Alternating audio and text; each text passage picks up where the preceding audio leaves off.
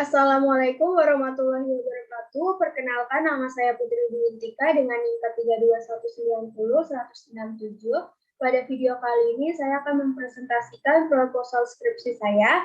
Video kali ini saya khususkan untuk memenuhi tugas besar 2 mata kuliah metodologi penelitian dengan dosen pengampu Ibu Erna Septiani.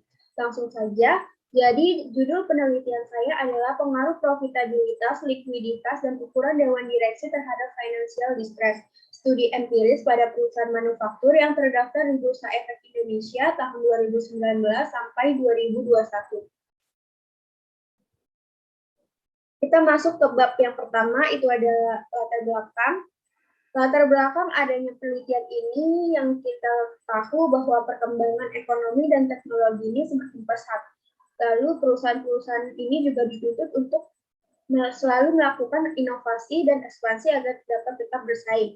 Namun apabila perusahaan tidak dapat bersaing dengan kemampuan dan keunggulannya, maka lambat laun perusahaan tersebut akan mengalami financial distress atau kesulitan keuangan yang berujung pada kebangkrutan. Financial distress ini kondisi di mana suatu keuangan perusahaan mengalami kesulitan keuangan yang berdampak pada penurunan kinerja perusahaan yang dapat mengakibatkan kebangkrutan.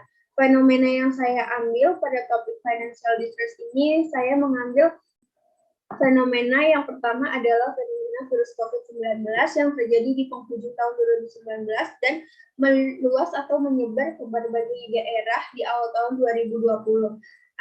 Menurut Badan Pusat Statistik, adanya dampak COVID-19 ini mengakibatkan penurunan pendapatan perusahaan sekitar 82,85%, namun ada pula pendapatan yang meningkat sekitar 2,55%. Dalam konteks penurunan pendapatan perusahaan masih harus mengeluarkan biaya tetap. Keadaan ini mampu meningkatkan resiko kebangkrutan karena semakin sulit perusahaan dalam mengelola kas untuk memenuhi kewajibannya.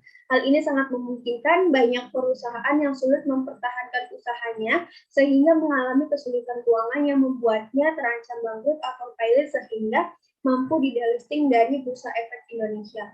Fenomena yang kedua saya ambil sebagai pendukung dari fenomena yang pertama, yaitu salah satu perusahaan manufaktur yang mengalami financial distress ini, seperti contohnya pada tahun 2020 ada PT Jakarta Steel Works atau JKSW yang bergerak di bidang industri besi beton yang sedang mengalami di ujung tanduk masalah hingga Juni 2020 perseroan ini masih mengalami kerugian senilai 989 juta.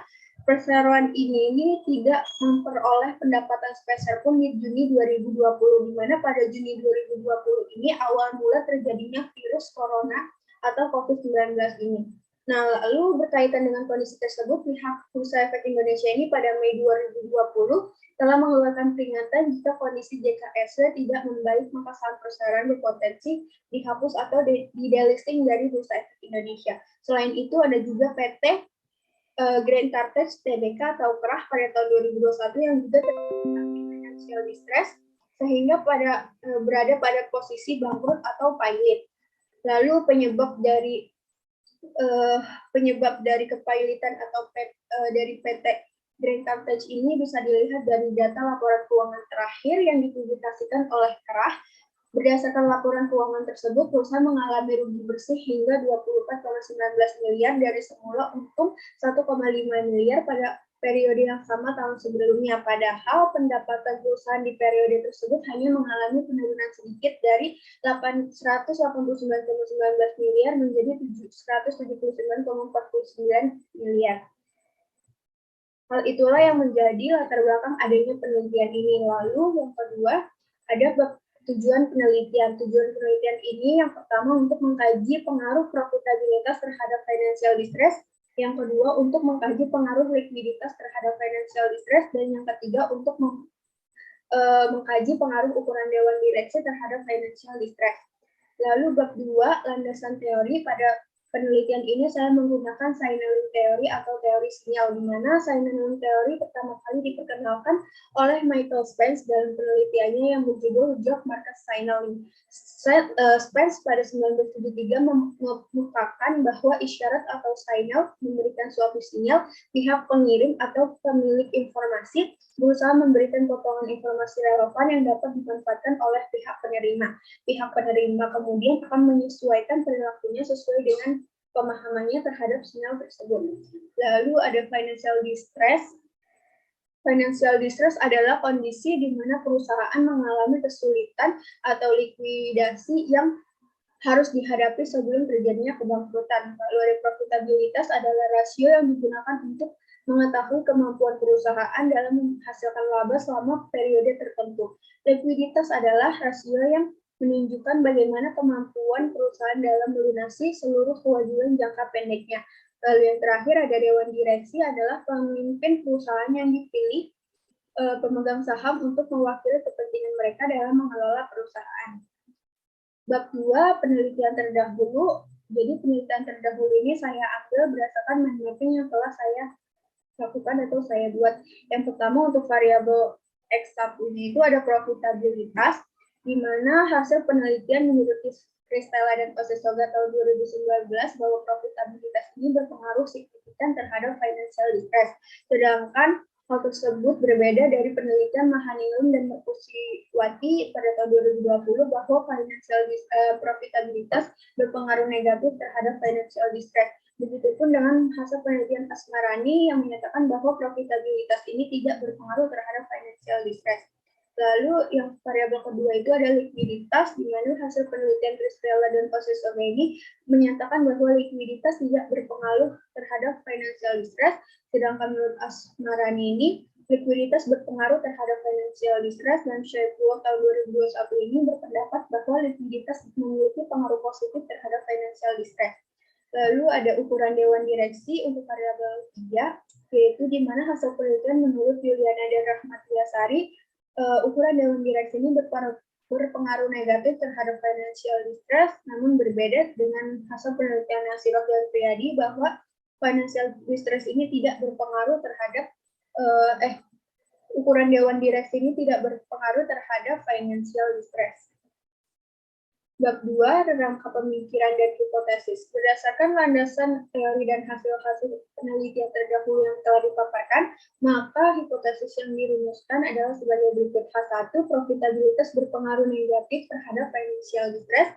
H2, likuiditas berpengaruh negatif terhadap financial distress. Dan H3, ukuran dewan direksi berpengaruh negatif terhadap financial distress.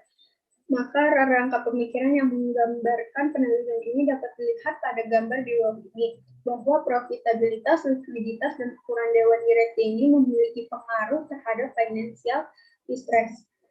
Lalu ada bab 3 mengenai desain penelitian. Jadi jenis penelitian yang digunakan dalam penelitian ini adalah menggunakan metode causal atau causal research dengan pendekatan kuantitatif, yaitu berupa angka-angka. Lalu jenis data yang digunakan ini adalah sumber data sekunder dengan mengumpulkan, mencatat, dan mengolah data yang berkaitan dengan laporan keuangan yang berhubungan dengan perusahaan manufaktur yang terdaftar di BE, Bursa Efek Indonesia tahun 2019-2021.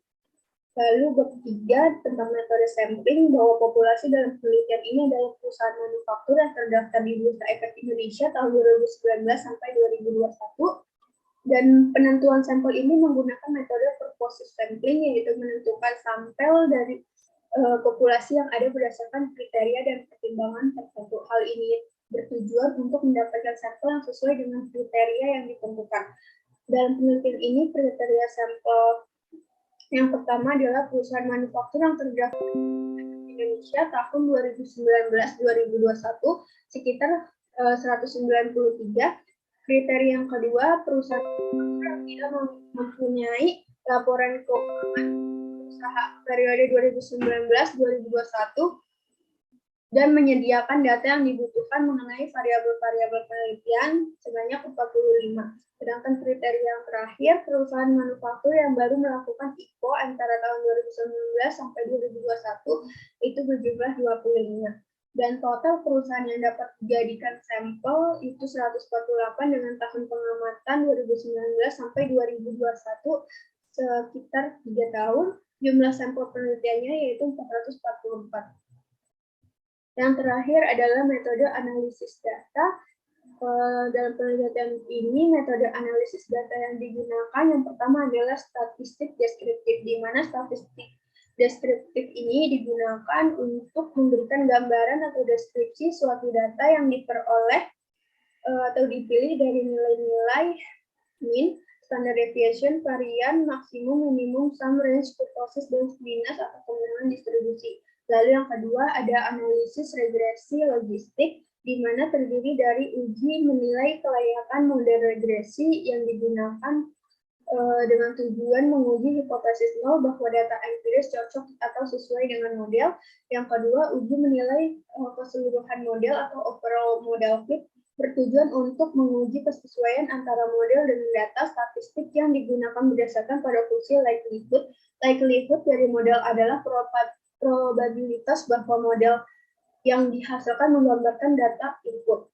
Lalu yang selanjutnya ada uji koefisien determinasi atau Navier-Stokes R-square, di mana digunakan untuk menghitung seberapa jauh kemampuan model dalam menerapkan variabel dependennya. Dan yang terakhir, uji hipotesis estimasi parameter yang digunakan untuk mengetahui pengaruh dari masing-masing variabel independen terhadap variabel dependen.